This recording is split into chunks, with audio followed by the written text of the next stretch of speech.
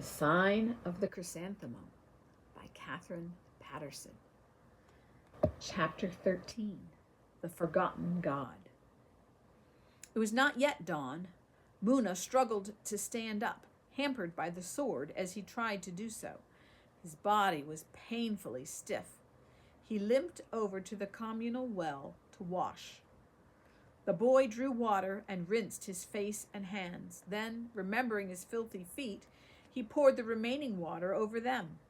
The cold splashed against them, sending a thrill of pain through his body. He thought of the bruises and cuts they had incurred the night before and, forgetting himself, stooped to examine them. But as he bent, the sword pressed tight against his trouser leg, and he quickly straightened.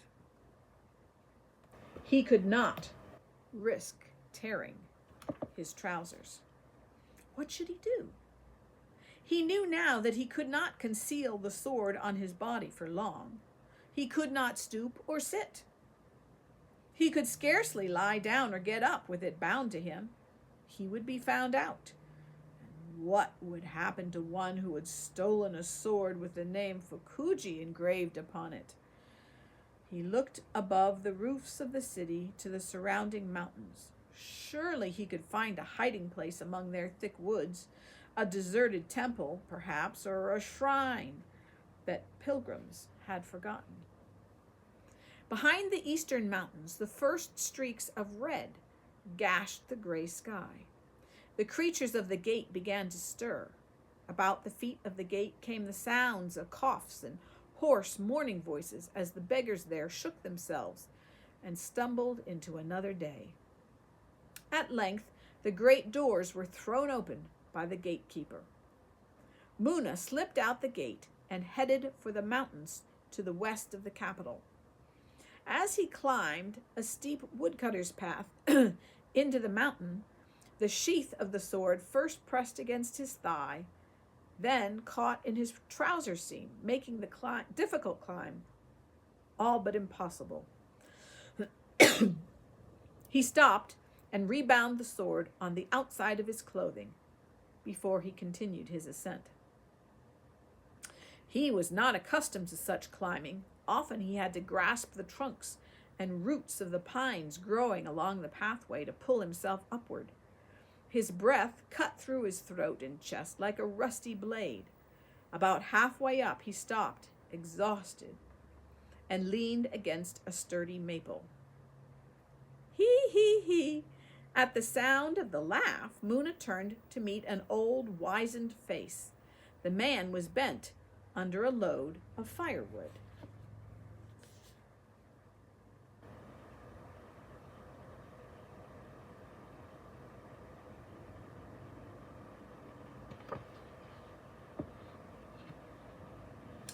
Not used to climbing, are you? The old eyes narrowed, and the lips parted to reveal a gaggle of decaying teeth.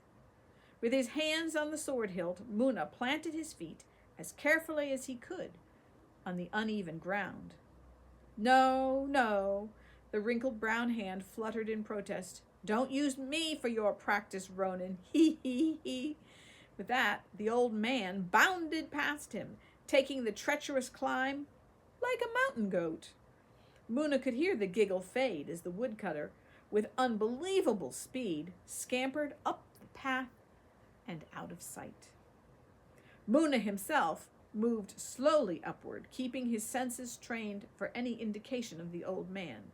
He dared not leave the path, for he would have to be able to find his way down again.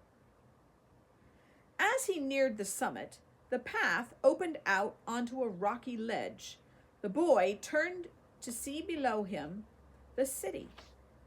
Shimmering in the morning sun, he could make out at once the long complex of roofs that were the imperial palace, though as a commoner he had never been closer to the actual buildings than the stables. The glittering waters of the Kamo River flowed to the east. Across Gojo Bridge, ant-like processions were moving to and from Rokuhara on the east bank. Sails of fishing boats and merchant vessels dotted the river. he sought for other marks. Rashomon Gate to the south and the broad ribbon of Suzaku Oji moving north toward the palace, the Gion Shrine. Not being religious, he could scarcely identify any of the larger temples by name. He strained for some sign that he could recognize in the southeast, but the tiny roofs of the artisans' shops huddled together under the smoke of their morning fires, and he could not distinguish one from another. He could almost smell the rice and bean soup and the plum pickle. Abruptly, he headed for the summit. There was a tiny shrine there among the trees, as he had hoped, a neglected one. The few paper prayers hanging on the nearby branches were brown and tattered. There was no food in the stone bowl before the god. Cautiously, the boy looked around. The meeting with the woodcutter had unnerved him. Birds were chirping noisily about like haggling street merchants, but there was no sign of a human presence. "Old man," he called loudly. "Hey, grandfather!" There was no answer but the flutter of wings and the annoyed squawks of the birds, whose peace he had disturbed. Quickly, he stepped off 25 paces to the north of the shrine, sighting from the image of the god. There, with a sharp stone, he dug a trench about 3 feet deep and buried the sword. When he had covered it and stamped upon the place, he brought moss from deep within the woods to cover the scar. Then he scattered leaves and brush on top of the moss. No one could tell, he was sure. No one would be able to tell. He half ran, half slid down the mountain, his heart lighter than it had been for weeks. Hee, hee, hee.